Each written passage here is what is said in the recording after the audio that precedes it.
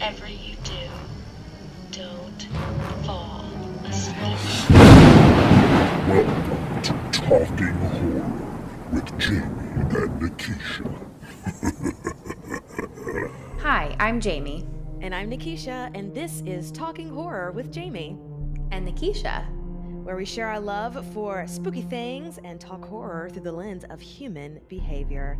Well, welcome everyone through Jamie's lens. Yeah, these are my lenses. This is why you guys need to be watching us on YouTube so you can see all the See all the antics. silly things that we do. So it makes sense. Mhm. Today is a doozy, guys, and so much to discuss because we are talking about the American found footage horror anthology film VHS 99. Woo! All the 90s babies in the house, which I don't think is any of us, Well, technically. okay, so even though we are 80s babies, Mhm. I would say that our characters, our likes and gripes, are based in 90s pop culture. Like, Fair. because I feel like you say you're an 80s baby, like maybe you were born in the 70s and you like grew up in the 80s, like when you're forming your opinions and when pop culture There you go. influences you. Because like in this movie, I wrote down as many. I started late, but I wrote down as many references as I could possibly find. Because For sure, Yeah. for sure. Yeah, that makes sense. This is why producer Brian is here to clarify all the things for us. clarify, just be an idiot. No. Well, since this is anthology style, there are a lot of people that were involved in this. So the film features segments from Johannes Roberts, Vanessa and Joseph Winter, Maggie Levine, Tyler McIntyre, and Flying Lotus, which I had to look him up. He is an LA-based rapper. Oh, Didn't really? know that. Did you guys know Mhm. that? No, I think it's also Only when I looked it up. Yeah. Okay. I also think, is it Maggie Levin? It is Levin. Literally, right as you were saying that, I was like, I said that wrong. I It's do Maggie that Levin. all the time. So on the other podcast that we have listened to at Broad Wasted, I will listen to our guests' names in interviews over and over and over again. If they have a more, a name that doesn't roll off the tongue as easy, you have to like do some research because I want to make them feel comfortable. It's their name. Right. Like I wouldn't want somebody saying like, well, Nikisha, what if I said your name wrong every single time? Also, if I have been saying it wrong, please don't tell me. No, but in all seriousness, like I just want No, like absolutely, everyone, yeah. even if it's like Sarah Smith, I want to make sure that it's Sarah Smith, not like Sarah Smith. You know what I mean? Like I got to make sure. That's perfect, Brian. I would say 85% of the time I still mess up the name, no matter what. I'll be like, okay, it's Yes. Hakuna Matata. And like I'll be like, and welcome our guest, Hakuna Matata. I'll be like, what are you doing, Brian? That is not what you practiced for an hour before this call. Anyway, sorry, I'm done. Sometimes I hear you doing that. I hear you both practicing it and then also getting mad at yourself because you missed it. Anyway, on that note, follow us on social media at Talk Horror Pod. Hi YouTube, follow us on YouTube. You get to see all my new fun pops. Like I got this new Sam pop sitting with the pumpkin and his bag. I thought we're doing anthologies today, so I figured I'd bust out the anthology. And then my new favorite Funko Pop, the Would You Like to Live Deliciously? The goat from Black Phillip from the VVH, the witch. I love him so much. And that's what you get when you join us on YouTube. Anyway, back to you, Nikisha. Yeah, fantastic. All I have is a Freddy shirt, but he's here saying hi to everyone. What's up? With a beautiful rainbow behind him because dreams do come true. Okay, so VHS 99, this is the 5th installment in the VHS chain, and it is a Shudder original movie. And we'll talk about our relationship with the movies later on if we have watched them all. But obviously, heavy spoilers for this movie. And we might dig in a little bit into the other ones. But definitely, if you have not watched this movie, go to Shudder. Also, first, just email them and say Talking Horror wants to partner with them. Then watch the movie. Most importantly. Then watch the movie and then listen to us. So you won't be spoiled. Yes. Any trigger warnings, Jamie? Um, I mean, without going into all of them, there's a lot of insides on the outside.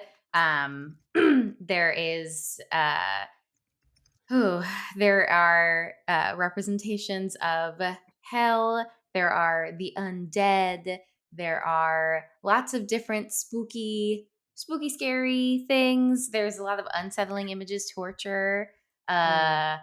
Uh, yeah, body parts that are in different places than body Flown parts everywhere. should be, or not looking their best. Mhm. Yeah, possessions. I think Also, I covered everything. lonely people. I would say lonely people. And if skateboarding is triggering for you, there's a lot of skateboarding in this. Mm. Oh, pranks. Not I don't like a Mm, lot of mhm. prank stuff. Yeah. Especially when it just like I mean, a lot of it is very mean-spirited and like they don't know Mm. where the limit is and they just like keep pushing and pushing. So there's a lot of that. And voyeurism. Mm. Yes. All good things that we will Mhm. dig deep into.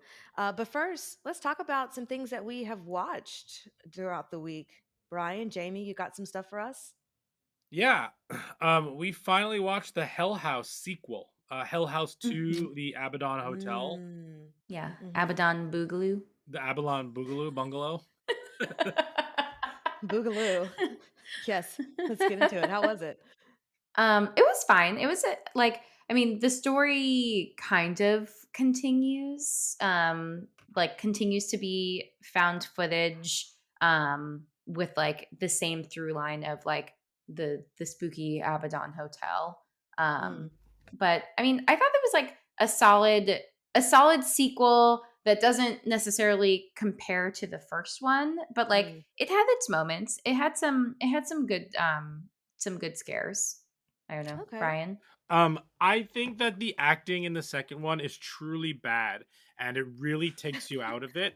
Out the gate. So like the first maybe 20 minutes, 15 minutes, whatever it is, when like there's a lot of exposition happening, like the acting is not strong enough to make like a lot of that boring exposition interesting. But once Mm, they get into like the spooks and like the actual found footage element, like all that, it totally makes up for like what it was doing beforehand.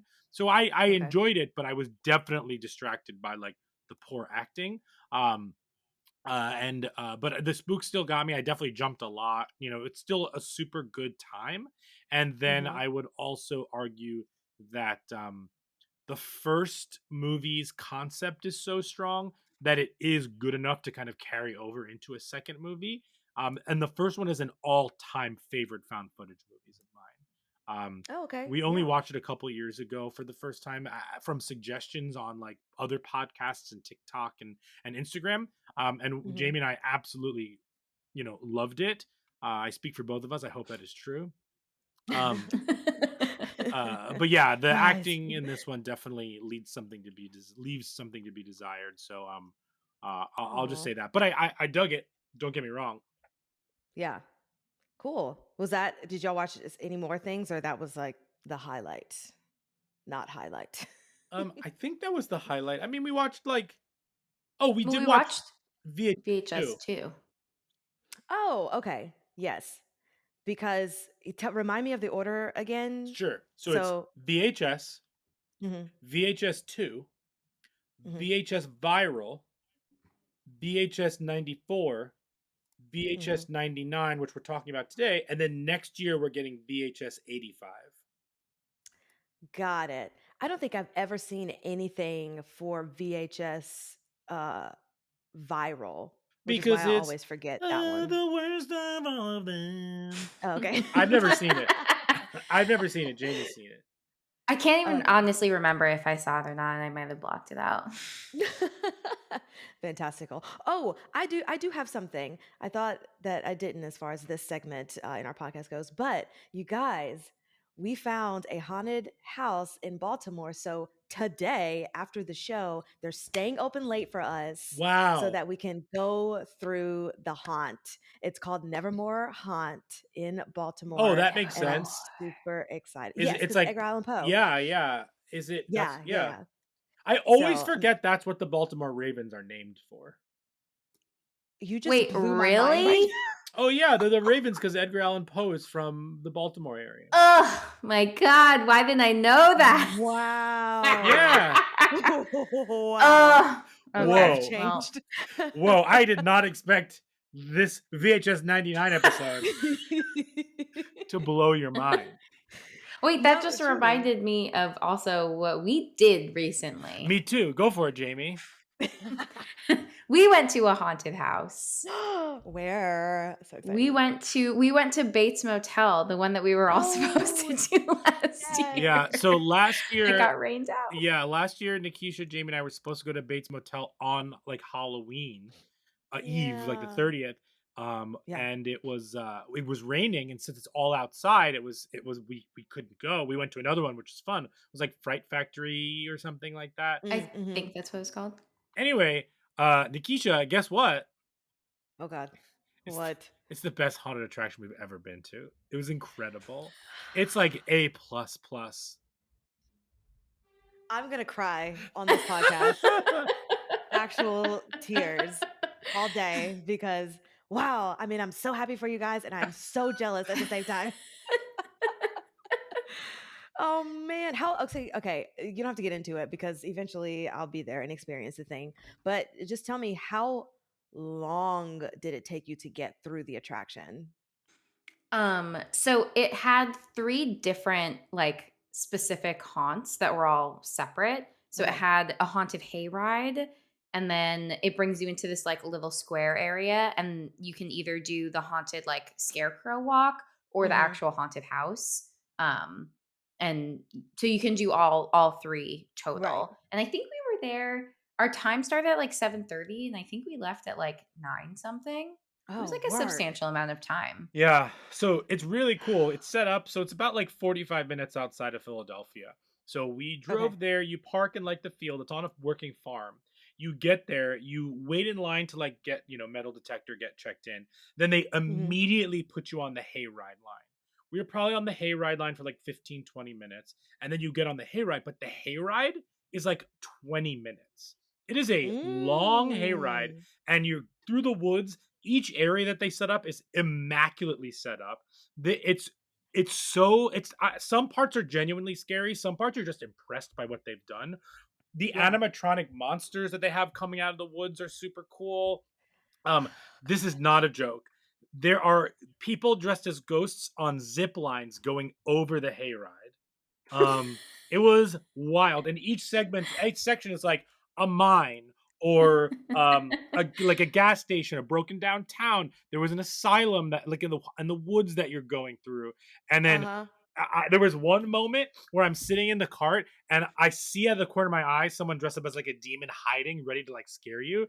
And so I was looking to my right, and then I turned to my left to see who it's gonna scare, and it's right here in my face, and I screamed. I Um, laughed. Oh yeah, Jamie did gosh. more laughing at me getting scared than she was getting scared herself. That's the best part though. Yeah. Truly is why I bring all my friends to watch all these horror movies with me because I just want to Sure. watch them and laugh. Then- It's Oh great. my Then you're God. put into this square, and you have a choice between 2 other major attractions: the actual Bates Motel, and then they Mhm. have a scarecrow walk. The scarecrow walk is through their cornfield. It's not a maze. It's like it's one way. Yeah. But each like there like you walk through the maze. Excuse me, it's not a maze. You walk through the cornfield for a little bit, then you get Yes. to like a landing area where there's like a haunted house structure. You go through that one, Mm. and they scare you. There was one where there was this awesome animatronic statue. I was looking at it, it was great. What I didn't see was that there was someone in between the statue's legs ready to scare me, and got me good. Oh no. But that's also really nice when you're so distracted by something else that's cool and interesting that you get scared out of the blue because you're just so enamored with everything Mhm. else that's happening. Oh It's like the man, best time. the best scare there, though, I'll tell you right now, was there was a circus area, and you would go as there was a clown dressed up behind bars, and you're just like, like it was scary because like the clown's makeup is amazing. He's like looking at you as you're walking by, but what you don't Mhm, know is that the bars are elastic, so he pops out of the jail with like the bars still around him. It's so scary. It was so good.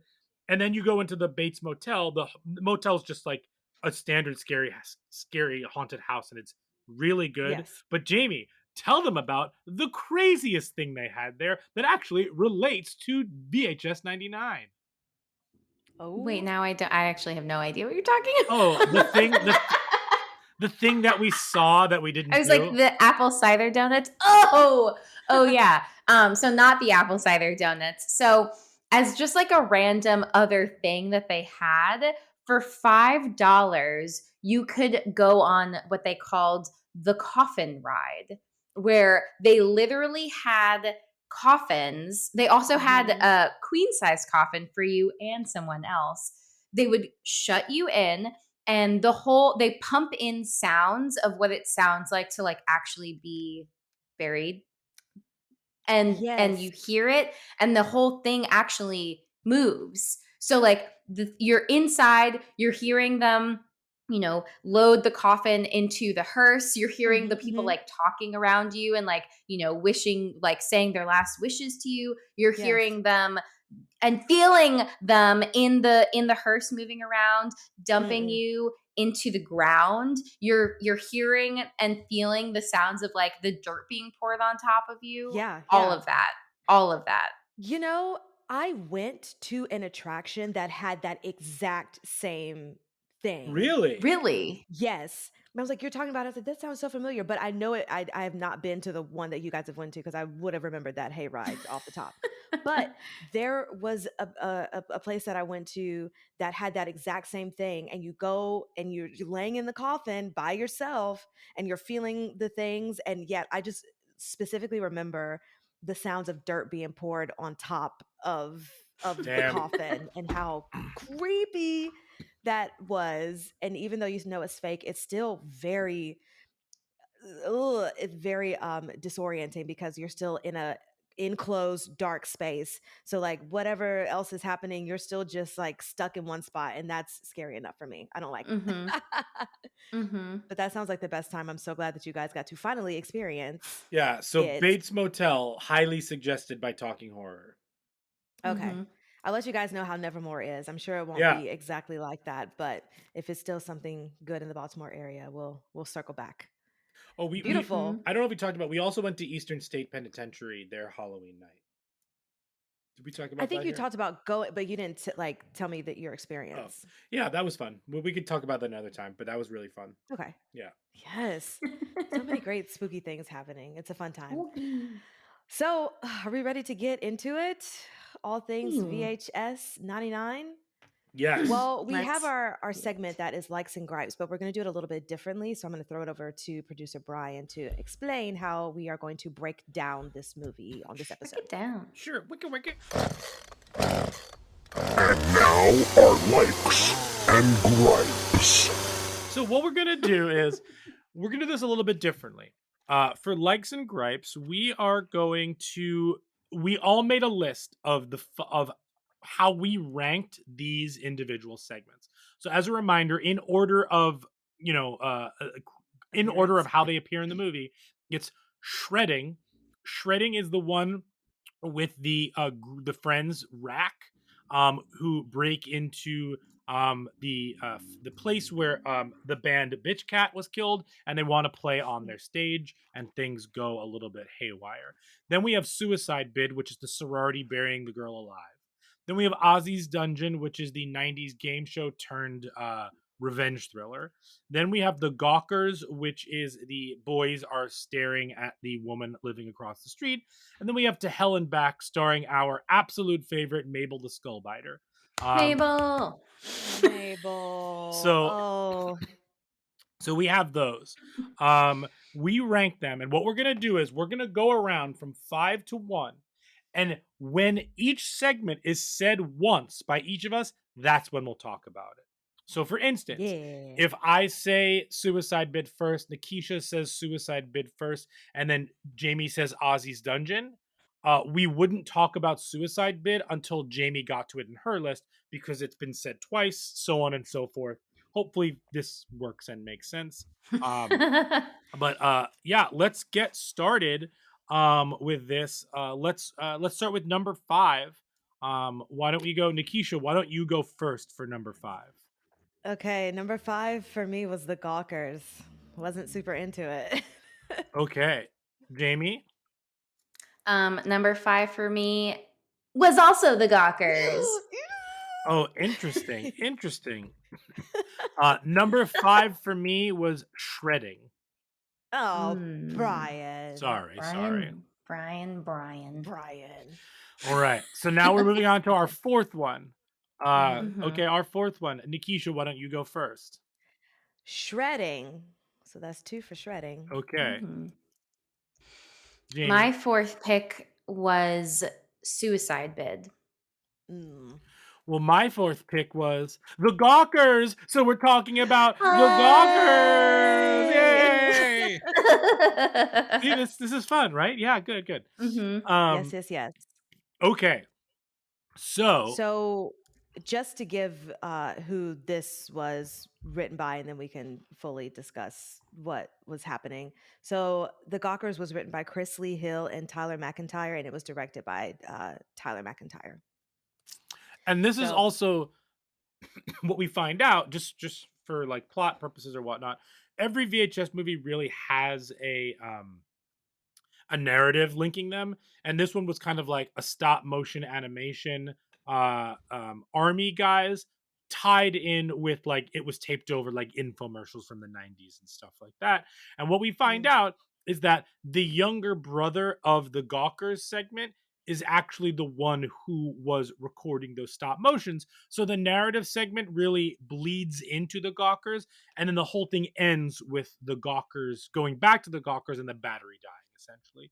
Just that's why mhm. we're not doing a narrative segment here. This actually worked out very well. Cool. So go for it. Gawkers. Why? Yeah, I will say it was 5 for me just because I it was predictable. Of course, the person that they are looking at is going to be someone that they don't expect it to be. And what I will say is what drew me to the first VHS movie was that everything seemed so unpredictable. As wacky as it was, I was into it because I didn't know what was going to happen next.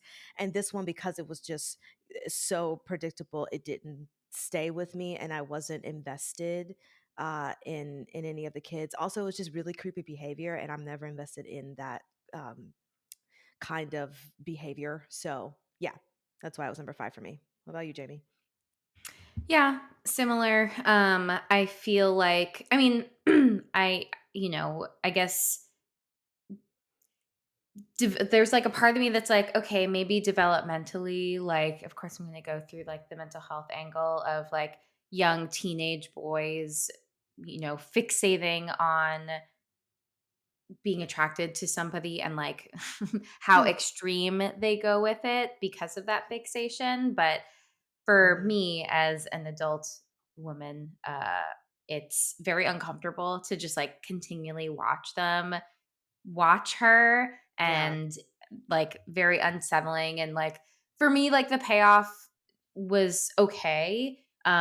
So I didn't, again, I think I've made it like abundantly clear that I'm kind of over all the like historical tropes that, really like that are just overly sexual or like overly harmful, and like to what Mm-hmm. end. And like I don't know, that doesn't do it for me as much anymore when it comes to horror. So like this just kind of didn't get me as excited or, I don't know, riled up even in any kind of way. I was Yeah. just like, okay, meh, whatever. Got it. Yeah. Yeah, they all got They good. all got. Brian? Yeah, I thought it's low for me because I thought it was predictable. I think that especially when they showed the stone heads in the driveway, like, and the fact that she was Mhm. overtly like she was sexualizing herself on the street, like, Mm. because early on in that Hmm. someone was like, this doesn't feel normal, like someone to like be washing the car like that and then like being performative in like what they're doing felt very fake. and felt like it was written Mm. by a sexy, like a boy who thought like these things are sexy. So that I'm glad the ending paid off in that way, that like there was a reason behind all of that, but it was pretty Mm. predictable. The only reason I put it ahead of Shredding is because it had the narrative tied in. I thought that was kind of clever. How like Mm-hmm. and that's a little bit, I never saw Viral, but that's different than the other ones. Um Mm-hmm. so that's the only reason. I'm actually rethinking about it, thinking about it again, and thinking like maybe this Shredding is least we could talk about when we get to once we say Shredding. Um Mm-hmm. but I'm thinking maybe it should have been 5. But I'm putting it as a 4 as of now, because it also now that I think about it, it also copied a lot of what Shredding did. We spent a lot of time in Shredding, like Mm-hmm. with Rack, with Rachel. We'll talk about when we get there. With Yeah. all of them. But yeah, I think that this one, because it did a lot of that same things, like friends being dumb together. And then it just got into a Mm-hmm. different story. So yeah, that's why I put it 4, because it had the narrative. Cool. So now number 3 for everyone. Yeah, number 3 for everybody. Nikisha, why don't you go first? 3 for me was To Hell and Back. Interesting. Mm. Mm. All right, Jamie. 3 for me was Ozzy's Dungeon. Okay. Mm. 3 for me was Suicide Bid. Okay. So All Is right. now it we do 2 2. for Yeah. So Suicide Bid? Shredding has Yeah. 2, Suicide Bid has 2, Ozzy's Dungeon has 1. We're done with the Gawkers, and To Hell and Back has 1. Okay. Mm. All right. It seems like this round we're gonna talk. Yeah. Yeah. All Yeah. right. All right, Yeah. Nikisha, what was your number 2? Ozzy's Dungeon. Okay. Uh, Jamie, what was your number 2? My number 2 was Shredding. Okay, we are talking Eee. about Shredding. Now, just as a reminder, um, I put it as my number 5. Nikisha, yours was 4, Mhm. and then Jamie's was 2. Um, Oh Mhm. wow. so let's. How about who wants to go? Jamie goes first because she has it the highest, maybe. Yeah. Yeah. Sure. I really liked this. I first of all, Bitch Cat, great name. I want Great to start a name. band. Mhm. Um, and even though, like, yes, it was very pranky. Like I said, that I don't like pranks. I'm like this, the old person, like, get off my lawn. Yes. But I do feel like the everyone gets their just desserts. I also just generally like the build up stuff I thought was so funny and clever and like really captured that like 90s aesthetic punk rock era. And also like Agreed. this, like in terms of pranks, because I do feel like there is a through line of pranks happening in some of these other ones, but with this one, like it also felt really like the golden age of like Jackass, of like the pranks Mm. that they're like, this really felt the most time oriented. Like I was like, oh, this really feels like I'm watching something from the 90s. Mhm. And like I also really enjoyed the music.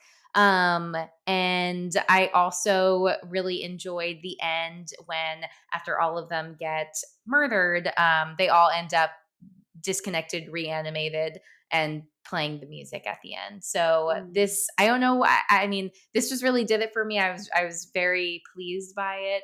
Yeah. Yeah. Yeah. It was fun, but to me, and I do agree with you, Jamie, about the 90s aesthetic, because that grunge goth, it was so integral in the 90s, and I think that they did capture it in a really great way. And I do like your point about the pranking and Jackass, because that's definitely it. But it just seemed a little too overdone.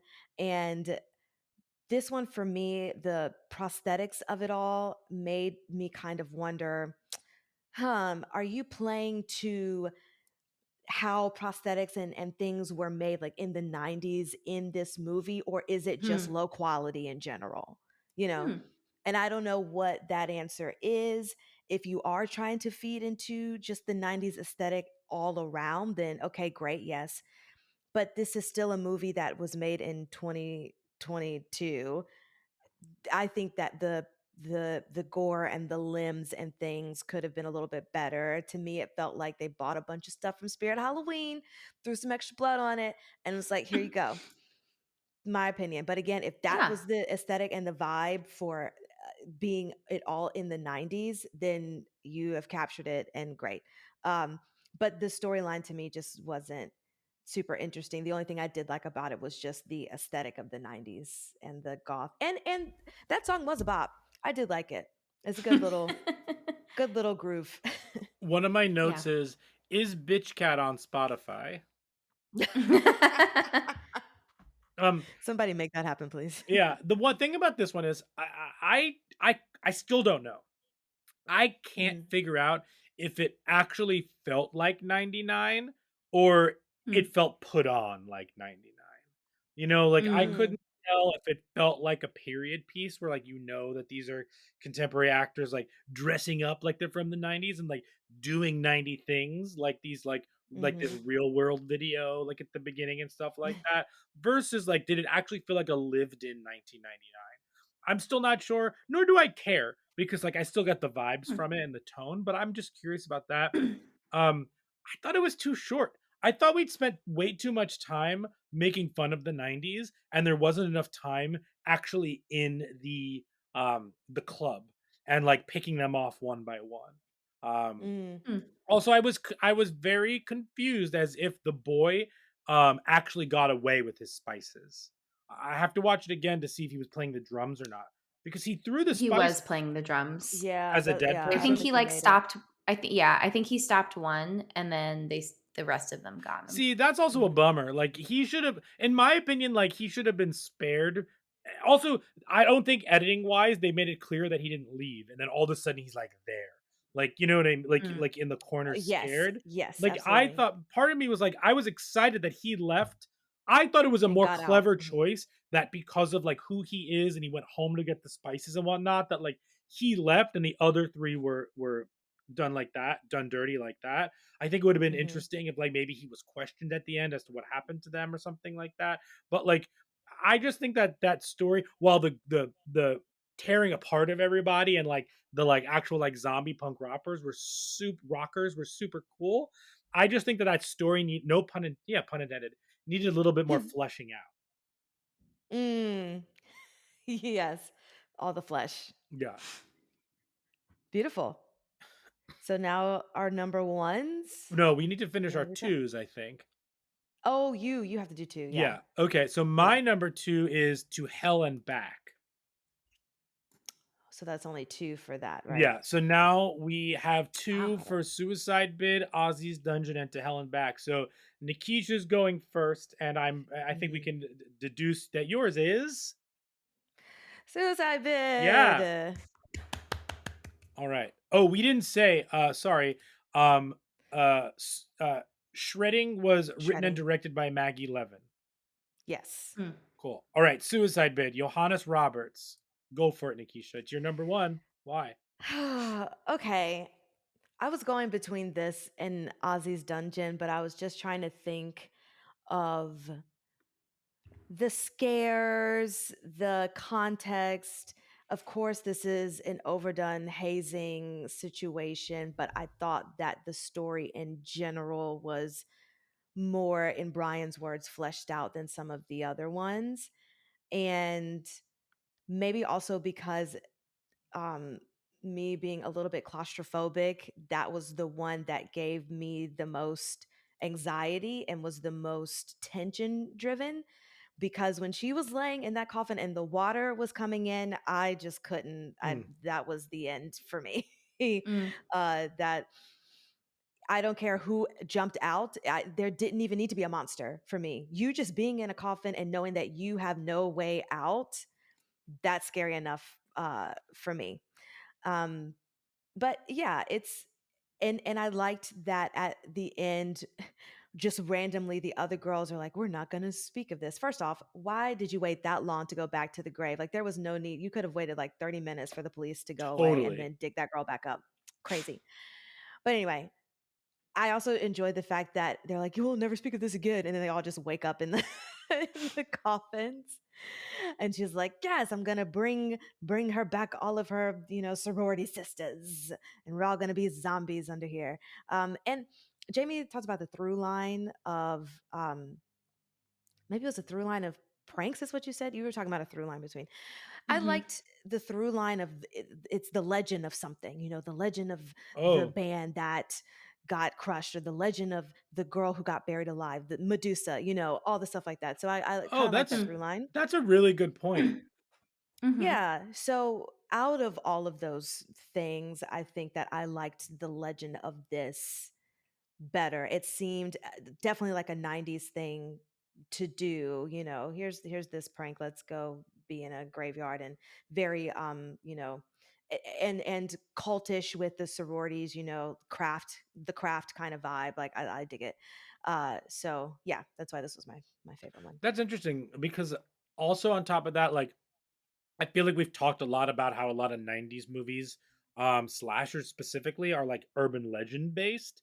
And so this kind of like Mm-hmm. subconsciously like made me feel comfortable in that way.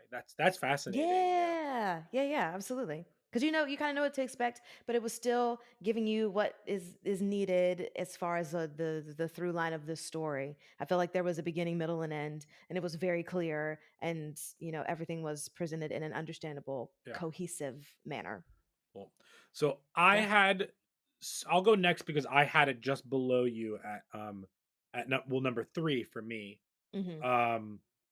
Um I like this one. I agree with you. It was this maybe one of the scariest because of the claustrophobia.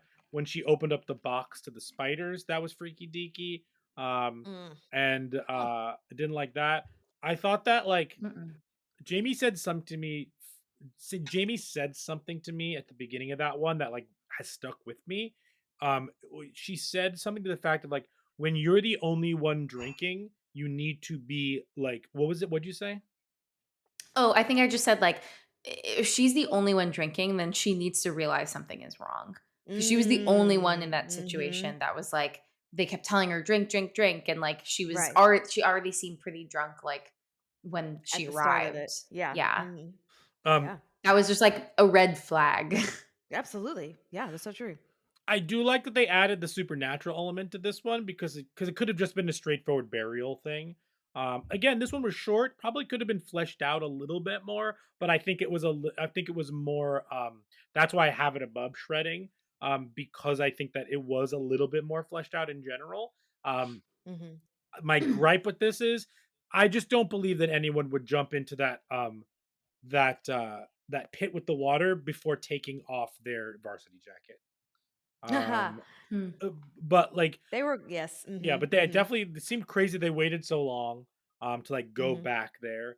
Um but yeah, I think that just like the setup was straightforward. I like that it was just in 3 parts. It was literally just 4 parts. It was in the this is who this person is being mean to the roommate that like is actually their only friend, because I feel like that is something mhm, that we've all done at some point. mhm. Maybe just me, great. And then I think that the second part is just like the story amping her up. The third one is her actually in the coffin, and then the fourth one is kind of like the fallout, with and then the twist and all of that. So I enjoyed it. I Mhm, thought it was straightforward, and I like these. This one felt like the Oh, you haven't seen VHS 94, right, Nikisha? mm-mm. Okay, I'll stop Mm. then. Um, yeah, so I'll go with that. Jamie. So this was hard because, like, I also did really like this one. Mhm. And, like, in a perfect world, I probably would have tied this with Ozzy's Dungeon. Yes. But yeah, like, I think that it's a good story. The main scare first of just being buried alive is terrifying enough. So, like, just the fear around that, and then, getting it's like a nice treat at the end that there is also the supernatural element. So, like, adding on to what's already established is something that's very scary. Mhm. And I thought that the visual of what was her name? Guillotine. Oh Mm. Um yeah. which Guillotine. apparently I looked it up before. It's Oh. a Lithuanian demonic being, the goddess of death, also known as the Reaper. Oh, interesting. Yeah. So, fun Okay. fact. Yeah. Shout out to Lithuania. Um, and yeah, no, I mean, it. I also like. I'd never heard of this phrase of like suicide bid, but I was like, they didn't make that up. That's got to be a real thing. So it's just Right. like, thinking about what does it take to to fit in and to like join a group, and like what does that mean socially. So like there is something to like me as an adult person now at this stage in my life, like no, I'm not going to climb into a coffin to make friends, but like Right. as an 18-year-old, like who knows what kind of stupid stuff I would have done to like Mm. make those connections, because like Mhm. my brain's not fully formed, and that the not necessarily being popular, but like the social element is just so important at that point in your life. Sure. Yeah. So I was like really bought into it. I really liked it. Yeah, I don't really have anything bad to say. I just had to make a hard decision, you know? I Yeah, understand. I get it. I absolutely. get it. All right. Well, Jamie, what's your number one? So we can talk about that one. Yeah. So my number one is To Hell and Back. I mean, I just love Mabel. Oh my god. Okay, can I actually talk about it though outside of just Yes, talking about Yeah. So To Mabel? Hell and Back was please. written and directed by Vanessa and Joseph Winter. Mhm. Okay, so I loved this one. It's funny, there's another podcast I was listening to that was like horror comedy like doesn't always count as true horror, which like I think this segment is a great example of how like wrong that statement is. Yeah. You can have a really solid horror horror story and like have the comedy elements there, and it, in my opinion, like it doesn't take away from it being scary, and I think it just adds an element of realness despite this being like them being dragged to hell and trying to find their way back, because like we use humor as a defense mechanism against fear. Like that's Mhm. like that's real. So I think saying that like there isn't comedy or humor in the scary moments is like not accurate, because like we can't handle the scary moments. We'll do what we can to avoid them. So like when you see that fully fleshed out, like I think, we talked about Barbarian, like no Mhm. spoilers, but there happen to be some moments of levity that I think when it's built into the narrative, it gives you that moment to breathe. You can also have movies like Smile, again, no spoilers, but where it's like just constantly keeping you on edge. But I really appreciate a good, well-rounded story that can offer the element of like humor. Yeah. Anyway, I got off my that was a parlor talk. Come, sit, have a drink. It's parlor talk. Um, Yes. I Yes, Jamie. I so love it. sorry. I loved Mabel. I thought that she was great. I thought that these two guys, like Nate and Troy, were super clever. I also thought that the witches were like kind of funny because you can't really tell if they like know what they're doing. Mm. And the Mhm. woman, and then you have like the element of the woman who's like, yeah, I'm gonna sacrifice myself for like, I'm gonna be the vessel. But I'm like, does she actually like, is this like, does she know that whether or not they know what they're doing? Like Right. it's like not totally clear, and then like they actually get to hell and like it's all just like chaotic, and you can't really see anything, and they're just like Mhm. running and they got pitchforks, and like it's just I just thought that it was really really clever. And then the idea of like Mabel's like, Mabel sacrificing herself for them, and being like, just don't forget to write my name in the book, and that's like the last thing. I also love that that one of them ends up in the body of the woman that was sacrificing Yes. herself. Yeah. Yes. That was hysterical. But yeah, then they both get killed, and the witches are then like arguing about like why it went wrong, and he's still like, his last dying thing is like putting her name in the book. And then I don't know if you stuck around through the credits, but at the very end of the credits, you can hear the witches doing the ritual again, but this time they're doing Mabel, Mabel, Mabel, Mabel to actually try to bring her to Earth. Mm. So I loved it. It Yeah. was just such a fun time. Yeah, Ooh, I really enjoyed this one. nice. Um, Now, Brian, what was it for you? What Number number was this 2, one? but it really tied Okay. for number 1. I just had to make a choice. Okay. I totally agree with everything Jamie said. I think that the balance of humor and like actual spooks was spectacular.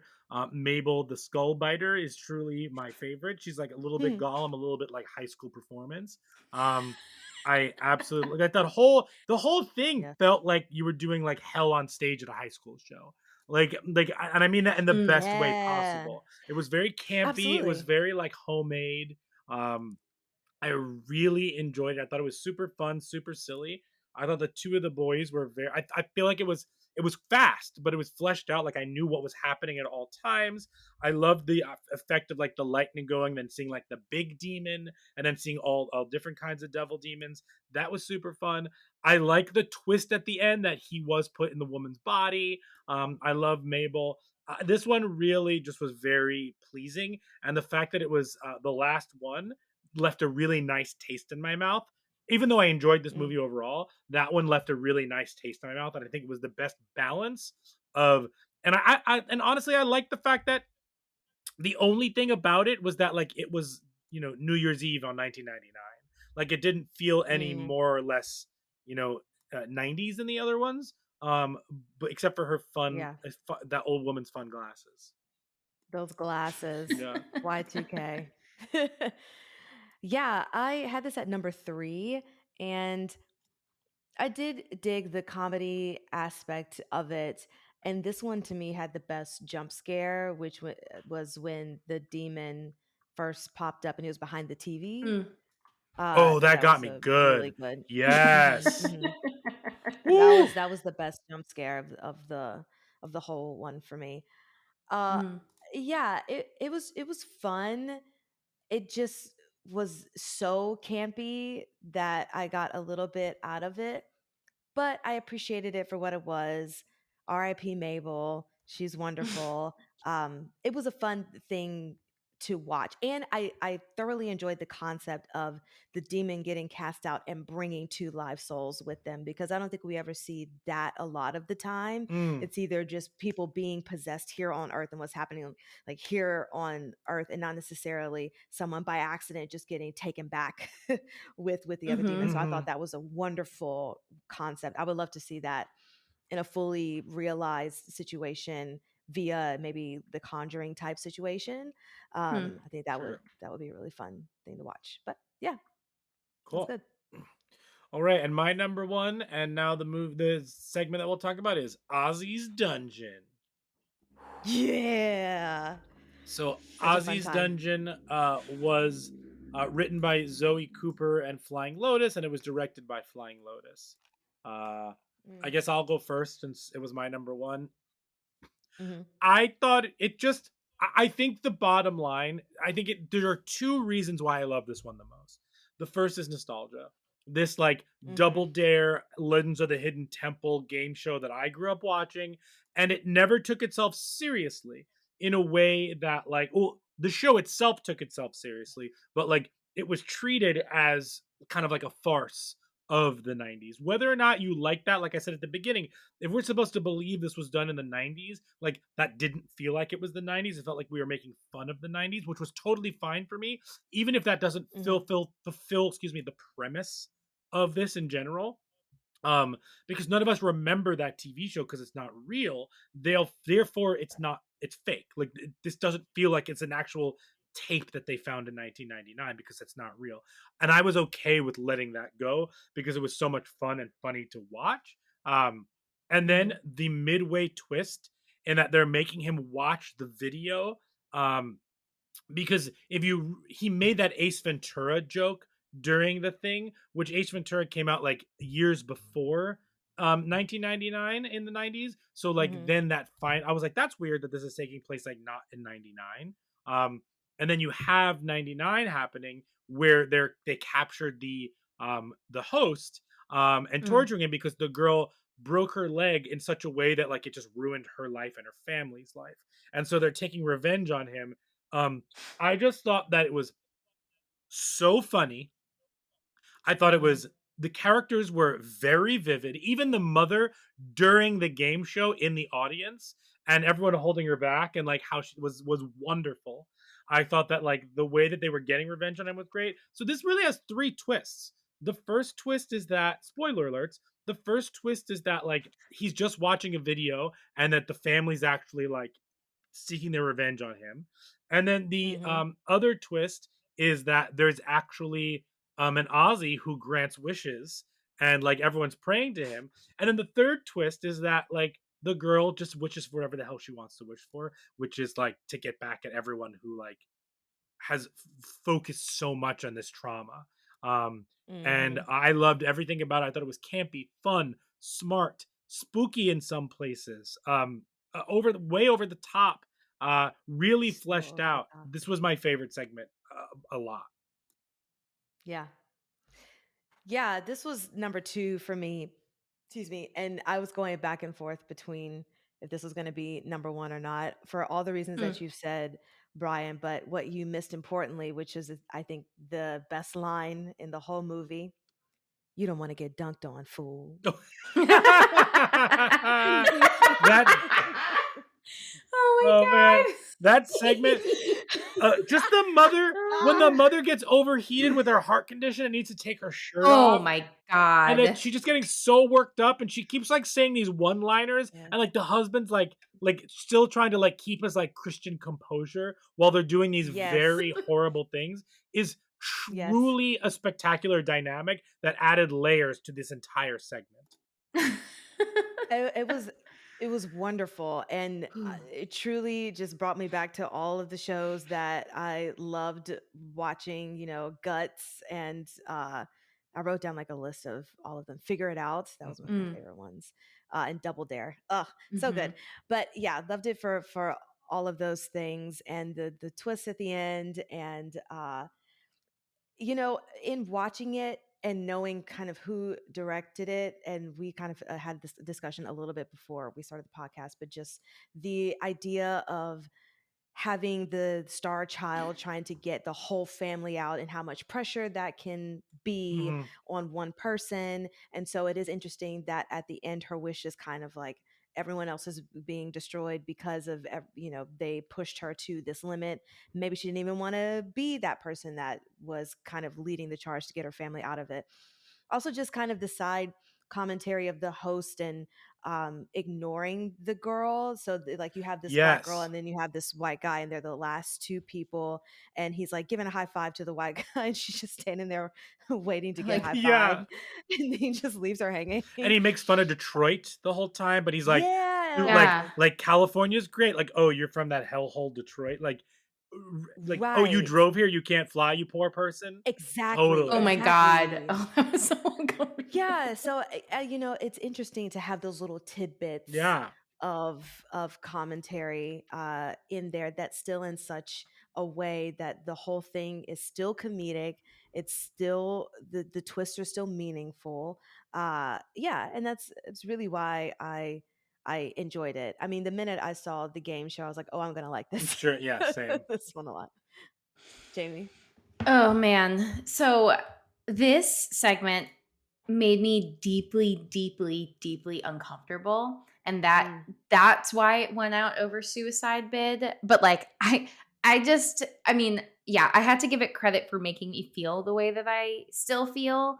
mm, I'm just like so deeply disturbed. Like there was just everything that was happening was just wildly disturbing yeah. and kept getting progressively more disturbing. It was also really hard to watch like the things that I do have nostalgia for, like the same things that you were talking about, Mm-hmm. be uh like twisted. It was like a fucked up version of all the things that I loved, and then it messed with my nostalgia of like, oh, but I like these things, but this is making me not like these things. Like, Yeah, how do I deal with this? absolutely. It Yep. was so uncomfortable. And Mm-hmm. I was just like progressively more uncomfortable with the mom. And then like this poor daughter who's just been through this like trauma and like still has to carry around the physical reminder of this trauma that happened. Mm. I couldn't handle them like keep rewinding and replaying her leg injury. The Ooh, acid really yeah. scared me. And then to top it all off, you have this eldritch horror come out of this like large pregnant person, and then the zoom in on the daughter at the end with the smirk. You know how I feel about smiles. This was just so unsettling for me. But again, like I'm giving it all of the points because it accomplished its job as far as I'm concerned. Even though it wasn't my favorite, it deeply disturbed me, and I like hate it, and that's why I like it. But like I really hate it. It's just so it like I'm cringy and like on the verge of tears. It like made me so uncomfortable. Yeah, absolutely. Ugh. Ugh, but in the best way. Yeah. In the best way. You get Yes. points for that. You get Just all barely. the points. Cool. Well, I think that is all of the segments, guys. Are there any other things about the movie as a whole that you want to kind of throw in there that we haven't covered? I don't know if this is true, but in the beginning with the Gawkers, when they were the interludes, there's one point where the guy playing with the toy soldiers sounds like he's saying Ratma, and it gets cut off. And I just wanted to shout out Ratma as the OG from the last VHS 94. I know, Nikisha, you haven't seen it. I'm not going to say anything else other than Hell Ratma. Hell Ratma. Okay. Fantastical. Wow. So here are some of the 90s references that I picked up. Obviously, like all the Nickelodeon game shows we talked about. Ace Ventura, GoldenEye, Hot Pockets, Go-Gurt, Qui-Gon, Pokemon, Mac, webcams, and I'm sure there are a ton more. But those were like just obviously all the stuff that they're showing, like like the all the visual stuff, but those were just some of the like outside the verbal references that I heard. Yeah. Absolutely. Yeah. Okay, cool. Do we want to do brains? Do we kind of cover brains in there? I literally was going to ask the same thing because Jamie did kind of discuss. Yes, I sprinkled some in. You did. You did. So, well, Nikisha, just say brains so I can throw in the thing. All right, guys, and now let's discuss brains.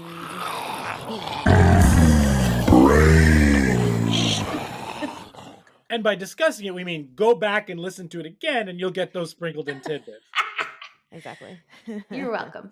Yeah, I mean, I guess my question is like, what is it like as a person who something happened to them, like that trauma affecting the whole family? Like her leg, oh my god, when that episode was over, when that segment was over, James was like, why didn't she wish for her leg to be better, or she never went on that show? Exactly. That's what I was thinking. But like, talk about the trauma that can happen to maybe like a generational member, or like, and then all of a sudden that trauma affects everyone, because they talk about the poverty. They talk about how like she was going to be a star. She was going to pull them out of poverty. Like, I know you started to talk about it a little bit, but I'd love to go into a little bit more, maybe in a more generalized version. Does that make sense? Yeah. I mean, like I think I don't know. My brain's like all over the place because, like I said, this one was just like it's so fucked up. I mean, maybe if I'm more clear, like how she was the star child. They pinned all of her. There's just so much pressure. Like there's so much pressure that's put on her to get them out. Like it's also like not really about her.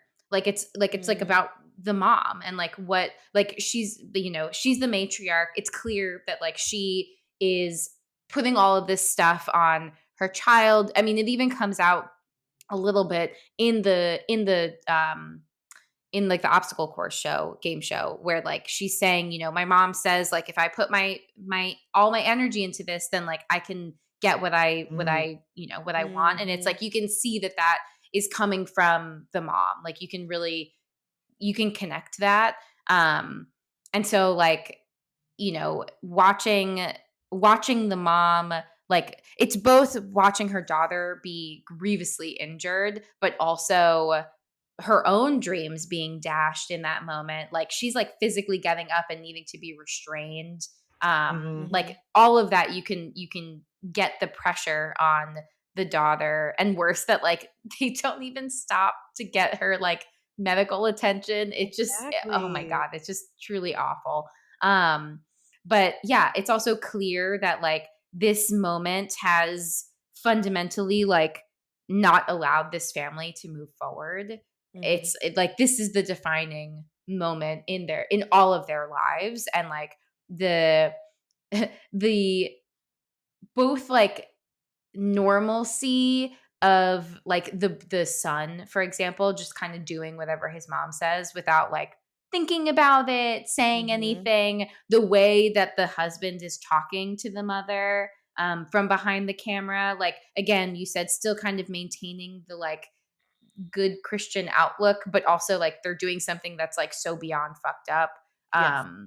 Yes. Like yeah, the I don't even know. I don't really have any like concrete thoughts to give you other than like this trauma has so grievously messed up this family that like they cannot move forward until they like enact this wild revenge, which like I don't even know if that would, satisfy. If they just get Exactly. like if the host just ended up dying and we didn't even get like the third part of this, like, I have no idea what would have happened to this family. Like you get your revenge and then what? So much of your energy has been put into getting this revenge. Like, how do you move forward? I truly have no idea. They Yeah. probably saved a lot on water though, because they clearly didn't flush their duties. Oh my gosh. Just saving it up. I also love Ugh. to the how because the girl dealt with all of this trauma with her leg, that the complete opposite, she's bright and cheery and motivated and determined, and now she's 90s goth Yeah, yeah. aesthetic. It's so interesting because it's like, okay, those are the extremes. You're either, the peppy, bright-eyed prep person, or you're just the goth person because nothing is going right at emo thing. And it was just interesting to see that was the dynamic shift. Oof. Crazy times. Okay, cool. So should we do some Rotten Tomatoes for this?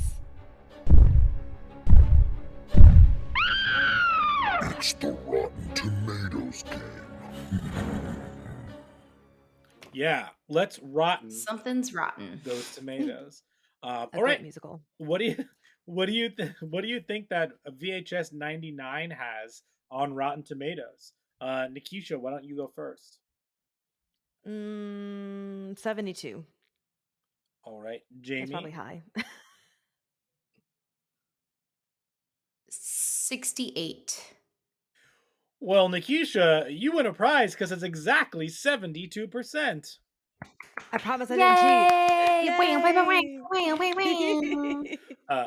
Like most anthologies, VHS 99 has its ups and downs, but more often than not, this collection of shorts continues the franchise's recent creative rebound. Yeah, I mean, there's some cute moments. Yeah.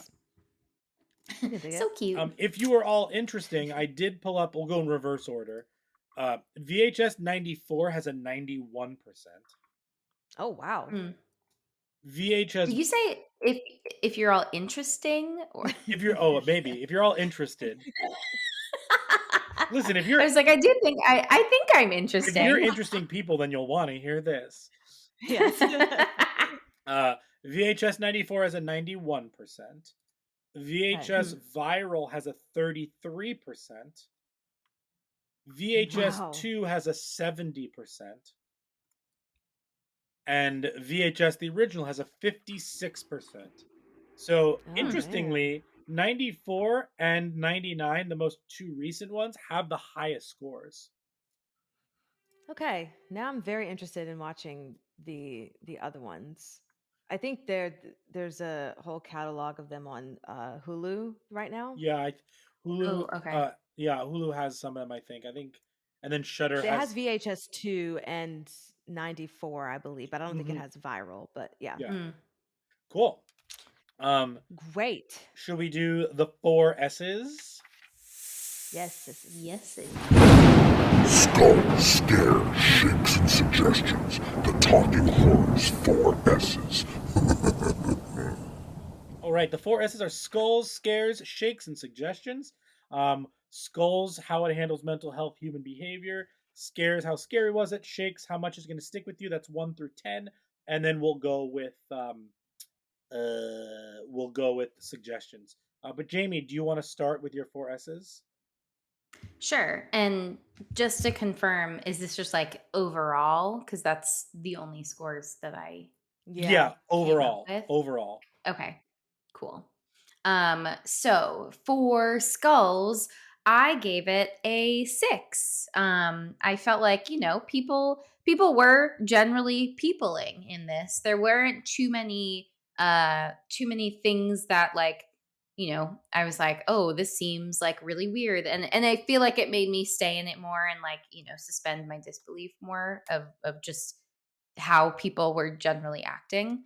Um in terms of scares, I gave it a 4. There's definitely some like spooky jump scares that happen, and again, a lot of unsettling things that happen that were pretty effective. For shakes, I'm gonna give it a. I'm actually gonna. I don't know why I'm writing it, changing it in my thing. I'm gonna give it a 7. I just upped it because I'm still reeling from Ozzy's dungeon, but generally, I really enjoyed all of this, all of the stories, and I am definitely gonna add this to my list of like solid anthologies that I'm gonna recommend to people for a while. Yeah, cool. Nikisha, what about you? Yeah, I feel like I'm always changing mine after we have our conversations. And it's any direction, change it to. Hmm. I put this skulls as a 1, but Brian, don't put anything. I'm gonna make it a 2. I'm gonna put it up. It's 2. Uh because yeah, the people are peopling, but just not how I wanted them to people, if that makes Mm. sense. Hmm. So scares, I'm gonna give it a 1 only for that jump scare with the demon behind the TV. So I'll keep that as that because that was excellent. And shakes, I'll give it a 5. I had it at a 4. I'll give it a 5. Just because I really did like watching just for the nostalgia. That's it. Yeah, sure. I gave it a 5 for skulls. I think that sometimes it's great, sometimes it's fine. So I just went middle of the road. For scares, I gave it a 3. That jump scare, Nikisha, definitely. And I think some of the Mhm. unsettling natures of certain things. There was another jump scare that got me too somewhere in there. I don't remember Hmm. which one. But I'll do that. And then Mhm. uh shakes, I'll give it a 7, maybe like a 6.5, but I'll round it up to a 7. Mostly because I will always remember Mabel the Skull Biter, as well as the Mhm.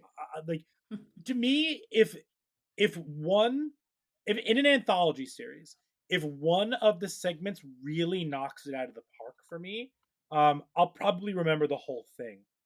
um That's fair. VHS 99 had that one in, Ozzy's dungeon, but I also really loved To Hell and Back.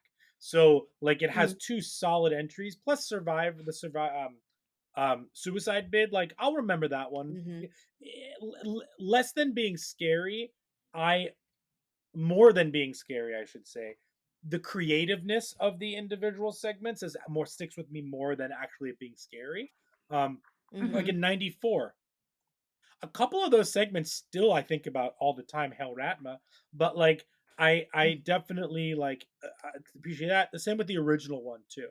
Um, so yeah, I'll go with a 7 on there. Suggestions.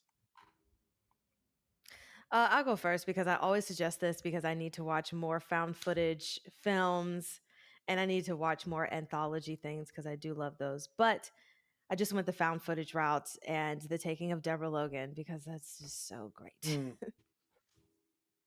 definitely. Jamie. Can I go last? Sure. I'm gonna suggest Southbound, an Mm. anthology movie. Again, some segments really stand out, others don't. It's not found footage. Um, so just something a little bit more stable visually, if that makes sense. Some of those Hmm. really knock it out of the park. Some of them are not as great. But also by some of the great directors that worked on and produce all of these, but worked specifically on VHS, the original one. But I really enjoy Southbound, so I'm going Southbound. Jamie? All right, Jamie. Okay, so what I tried to do was I wanted extra credit, so I came up with suggestions for each segment. Oh, cool. Oh, So, and like, you know, they're so. I did the best I could. But okay, so in order of the actual segments. So shredding, I would suggest both the trick or treat segment Halloween School Bus Massacre as a prank gone wrong. And also Josie and the Pussycats, if you really need that like late 90s, early 2000s, Right. band vibe, all female band vibe, that's it. That's what I was like thinking about while watching this. I was like, I need a horror Josie and the like more horror Josie and the Pussycats movie. Sure. Yes. 10 out of 10. For Suicide Bid, I mean, a classic Carrie. Again, prank gone wrong and some solid revenge in there. For Ozzy's Dungeon, I went with Squid Game. Can't go wrong with a game show, that has some horror elements to it. Absolutely. For the Gawkers, so I realize there's a lot of like voyeur horror that I actually haven't seen, which is embarrassing to admit out loud. So I won't recommend something that I haven't seen. So instead, I'm going to recommend Disturbia, which also is still like a voyeur horror, spooky. I love Disturbia. I think I saw it in theaters. Me like too. I haven't really thought about that movie in a really long time, but like when I do, I'm like, oh yeah, I remember being like really scared by that. Nice. And last but not least, To Hell and Back. I also really struggled with this one because I liked it the most. But I'm gonna go with Army of Darkness, where someone gets transported to a different time, place, and has to figure out how they get back to their reality. And it's a Nice. great in the Evil Dead universe, which I also love. I want to play this game. That was a fun game. Bonus points for Jamie. Always going the extra mile. Truly. Well, I think that about wraps up our episode of VHS 99. You guys can follow us on all of the social medias, the Instagram, the Twitter, and the TikTok. And you can watch us on the YouTubes and at Talk Horror Pod. And Brian, where can they listen to us? Sure, wherever you get podcasts. Spotify, Apple Podcasts, rate and review us there. 5-star. Oh, 5 stars, please. And thank you. Brian, I'm really surprised you didn't talk about any other quotes that you liked. Is there any ones that you like to share? Oh, I just like the Mabel the Skull Biter stuff, but I think you should do your quote. Great. So to end our VHS 99 episode, the little boy who wanted to be a famous basketball player, and he leaves us with this nugget of wisdom. You don't want to get dunked on, fool. So good. Those segments where they were like highlighting the kids on the show felt the most like Nickelodeon. It was amazing. Absolutely. Yeah. Absolutely. Oh, such a good time. Yeah. All right, guys. Thanks for listening. Bye. Bye. Bye.